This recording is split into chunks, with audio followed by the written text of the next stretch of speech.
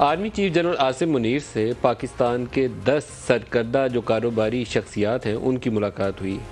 وفاقی وزیر خزانہ اسحاق ڈار بھی اس ملاقات میں موجود تھے۔ کہنا یہ چاہیے کہ بنیادی طور پر ان کاروباری حضرات کو ایشورنس دی گئی کہ پاکستان کے حالات جلد اس مشکل سے باہر نکل جائیں گے۔ بنیادی مقصد یہی تھا، کانفیڈنس بلڈنگ تھی۔ کاروباری حضرات کی درخواست کے اوپر ہی میٹنگ کا انعقاد کیا گیا تھا اور ڈار صاحب نے پھر IMF کے پروگرام کے حوالے سے بھی بریف کیا۔ جو 5-7 نکات ہیں میں ان کو آپ کے گوش گزار کرنا چاہوں گا۔ 5 ہی افراد کراچی سے تھے، بزنس لیڈرز کہہ لیجئے، بڑے بڑے سلیکٹڈ لوگوں کو مدعو کیا گیا تھا، اور 5 ہی کا تعلق پنجاب سے یا لاہور سے تھا۔ پہلا نقطہ یہ تھا کہ پاکستان کی معاشی مشکلات جلد ختم ہو جائیں گی۔ یہ آرمی چیف کی طرف سے ایشورنس کرائی گئی کہ مشکلات ہیں ابھی، لیکن پوری کوشش کی جا رہی ہے اور جلد پاکستان اس مشکل صورتحال سے نکل جائے گا۔ پاکستان اللہ کے نام پر بنا ہے اور پاکستان ہمیشہ قائم رہنے کے لیے بنا ہے، سیاست میں مداخلت نہیں کرنا چاہتا۔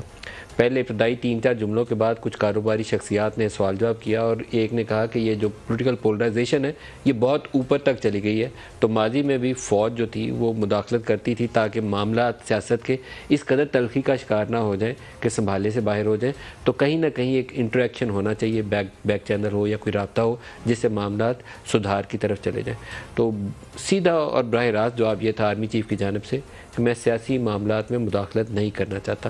ایک طرف 14 جماعتوں کا یا 13 جماعتوں کا اتحاد ہے PDM کا، دوسری طرف اپوزیشن کی پارٹیز ہیں، تو آپس میں بات کرنا چاہیں تو کر لیں، خود سے معاملات سارٹ آؤٹ کر لیں۔ یہ آخری جملے کی وضاحت میں نے خود کی ہے، لیکن جو بزنس لیڈرز کی طرف سے ہمیں بتایا گیا کہ آرمی چیف نے کہا کہ سیاسی معاملات میں مداخلت نہیں کرنا چاہتا۔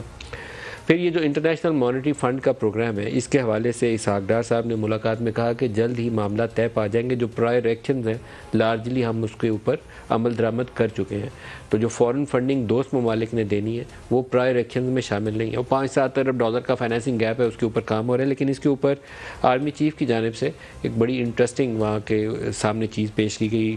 جو بزنس لیڈرز سے ان کو بتایا گیا کہ پاکستان کے جو دوست ممالک ہیں وہاں سے اچھی سرمایہ کاری کی توقع ہے، اور 3 شعبوں میں، اس میں سر فہرست ہے زراعت، دوسرا ہے کان کنی، اور تیسرا ہے انفارمیشن ٹیکنالوجی، اور خاص طور پر چائنیز کمپنی سے توقع ہے کہ وہ انفارمیشن ٹیکنالوجی کے شعبے میں بھاری سرمایہ کاری کریں گے۔ تو یہ وہ ایک میٹنگ ہے جو بہت ہی انٹرسٹنگ ٹائم میں ہو رہی ہے، جہاں پر ایک طرف اکنامک سچویشن کے حوالے سے بیج گینی اور دوسرا سیاسی ماحول جو ہے وہ بھی بیج گینی کا شکار ہے۔ الیکشنز ہونے ہیں یا نہیں ہونے، الیکشن کمیشن آف پاکستان نے انتخابات کے شیڈول کا اعلان کر دیا، لیکن ابھی بھی سوال یہی ہے کہ کیا 30 اپریل کو پنجاب کے اندر صوبائی اسمبلی کے انتخابات ہونے جا رہے ہیں یا ملتوی ہونے جا رہے ہیں؟ دونوں میں سے کوئی ایک صورتحال بھی ابھی واضح طور پر ہمارے سامنے نہیں ہے۔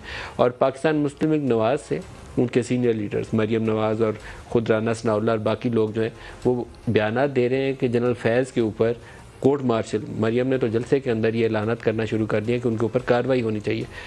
یہ سارے سوالوں کا جواب دینے کے لیے آج ہمارے ساتھ مہمان شخصیت ہے وفاقی وزیر رانا ثناءاللہ خان۔ رانا صاحب بہت شکریہ، آپ ہمارے ساتھ شامل ہو رہے ہیں۔ پہلے تو جو آرمی چیف کی ملاقات ہے اسی سے سٹارٹ کرنا چاہوں گا، بزنس لیڈر سے انٹریکشن، آپ اس کو کیسے دیکھتے ہیں؟ یہ بہت ایک مثبت پیش رفت ہے، کیونکہ بزنس لیڈرز جو ہیں جب ان کا کانفیڈنس بحال ہوگا تو پھر بزنس کمیونٹی جو ہے وہ جب گورنمنٹ کے ساتھ چلے گی تو اس سے معاشی پالیسیوں کے اوپر عمل درآمد کرنا بھی اور معاشی استحکام جو ہے اس کا حاصل کرنا جو ہے وہ آسان بھی ہوتا ہے، اور اس میں بہتر جو ہے وہ پیش رفت ہوتی ہے۔ تو اس میں آرمی چیف کیونکہ وہ اسٹیٹ کو ریپریزنٹ کرتے ہیں، ریاست کو ریپریزنٹ کرتے ہیں، اور وزیر خزانہ جو ہے وہ گورنمنٹ کو ریپریزنٹ کرتے ہیں، تو ان دونوں کا وہاں پہ موجود ہونا اور اپنے بزنس لیڈر سے جو ہے وہ ایک ڈائلاگ کرنا اور ان کے سوالات کا جواب دینا، یہ ماضی میں بھی ہوتا رہا ہے، لیکن اس وقت کی بھی یہ شاید اشد ضرورت تھا، اور اس کا ہونا جو ہے یہ بہت بہتر رہے گا۔ اچھا رانا صاحب، وہاں پر کچھ کاروباری حضرات نے ایک تجویز دی، بڑی مثبت پیش رفت ہے۔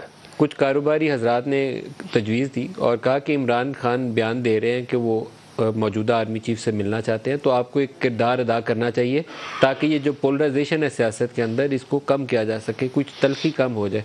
اور وہیں پہ کسی نے، میں نام نہیں لے رہا، کسی نے کامنٹ کیا کہ ایک طرف وہ موجودہ آرمی چیف سے ملنا چاہ رہے ہیں اور دوسری طرف دوسرے ہی جملے میں وہ فارمر آرمی چیف کا کورٹ مارشل بھی کروانا چاہتے ہیں.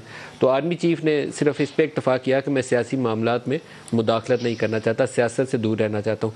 یہ جملہ بڑا معنی خیز ہے اور امپورٹنٹ ہے. پاکستان کی سیاست میں کبھی اسٹیبلشمنٹ سیاست سے دور رہی نہیں ہے, کہیں بھی تو تب بھی دور نہیں رہی. ابھی ان کے جملے کو آپ کیسے دیکھتے ہیں؟ دیکھیں, ان کا یہ عزم جو ہے یہ بڑا پختہ ہے اور اس کا اظہار انہوں نے اور بھی کئی موقعوں کے اوپر کیا ہے. ایپیکس کمیٹی کی میٹنگز میں جو انہوں نے اظہار خیال کیا اس سے بھی ان کا یہ عزم جو ہے وہ ظاہر ہوتا ہے.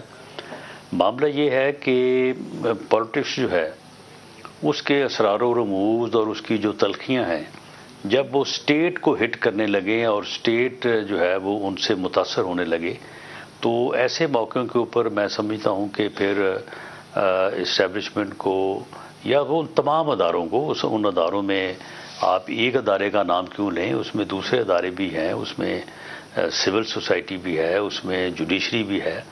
تو اسٹیٹ کی حفاظت کے لیے تو سب کو جو ہے وہ آگے آنا چاہیے اور آگے آنا جو ہے اور معاملات کو سلجھانا جو ہے وہ کوئی نامناسب بات نہیں ہے.